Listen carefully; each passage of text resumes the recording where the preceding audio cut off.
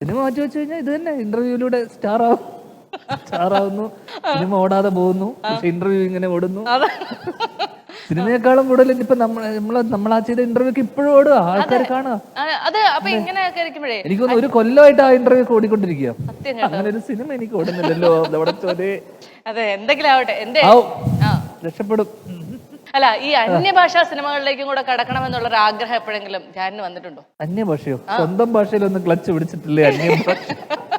അത് ഞാൻ ഇപ്പോഴത്തെ എന്നോട് ഇങ്ങനെ ഒരാൾ ചോദിച്ചു, ധ്യാനെ ഇങ്ങനെ സിനിമ ചെയ്യുന്ന എങ്ങനെയല്ല, ഇത് നിർത്തണമെങ്കിൽ എന്ത് ചെയ്ത് ഇങ്ങനെ വാരി വലിച്ച് സിനിമ ചെയ്തിട്ട് എന്താ കാര്യം?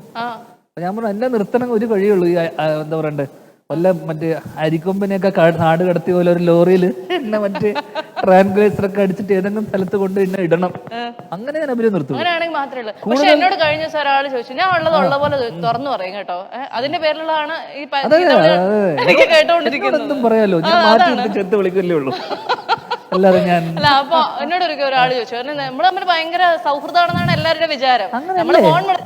നമ്മൾ ഫോൺ വിളിച്ചാൽ പോലും എടുക്കൂല എന്നുള്ളതാണ് സത്യാവസ്ഥ കേട്ടോ. ഞാൻ തിരക്കല്ലേ? അതെ, എനിക്ക് മനസ്സിലാവും. അപ്പൊ എന്താ എന്നോട് ചോദിച്ചതെന്ന് വെച്ച് കഴിഞ്ഞാല്, ഇങ്ങനൊരു പടം ഒന്നും ഓടുന്നില്ല, പക്ഷെ ഇങ്ങർക്ക് തുടർച്ചയായിട്ട് സിനിമ കിട്ടിക്കൊണ്ടിരിക്കുന്നത്, ഇത് എന്തായിരിക്കും ഇതിന്റെ പുറകിലെ ഗുട്ടൻസ് എന്ന് അങ്ങനെ എപ്പോഴെങ്കിലും ധ്യാൻ ആലോചിച്ചിട്ടുണ്ടോ? ചിന്തിക്കേണ്ട വിഷയം. എന്തുകൊണ്ട് ഇത്ര സിനിമ? കറക്റ്റ്. കാരണം നമ്മൾ ചെയ്ത ജോലിയിൽ നമുക്ക് ആദ്യം വേണ്ടെന്ന് അറിയണ അച്ചടക്കം. എനിക്ക് നന്നായിട്ടുള്ളതും അത് തന്നെ, അച്ചടക്കം. നമ്മൾ ആരെയും വെറുപ്പിക്കാതിരിക്കുക. ഇത് രണ്ടും ചെയ്യാതിരുന്നതിന് നമുക്ക് സിനിമകൾ വരും. പലരും എന്നോട് ചോദിക്കുന്നത്, ശ്രീനിവാസന്റെ മോനായതുകൊണ്ടല്ലേ ഇത്ര സിനിമ? അങ്ങനെ ആയതുകൊണ്ട് ആർക്കും ഒരു സിനിമയും വരൂലെന്നേ. അങ്ങനെയാണെങ്കിൽ എനിക്ക് ഇപ്പോഴും സിനിമ വരുമോ? കഴിവ് വെറും കഴിവ്. അതാ, എനിക്ക് ഏകദേശം മനസ്സിലാവുന്നുണ്ട് അങ്ങനെയൊക്കെ. അല്ല, ഇപ്പോഴും ആൾക്കാർക്കൊരു എന്ന് വെച്ച് കഴിഞ്ഞാൽ എന്നെങ്കിലും ഇവൻ നന്നാവുമെന്ന് സിനിമാക്കാർക്കും പ്രതീക്ഷയുണ്ട്. ചിലപ്പോ ഒരു നല്ല സിനിമ വന്നു കഴിഞ്ഞാൽ ചിലപ്പോ ഞാൻ നന്നാവും. ഇവിടെ ഞാൻ എപ്പോഴും നമ്മുടെ കൂടെയുള്ള സഹപ്രവർത്തകരോടൊക്കെ പറയും, ഇവിടെ നിങ്ങൾ ആരും മോശം നടന്മാരല്ല.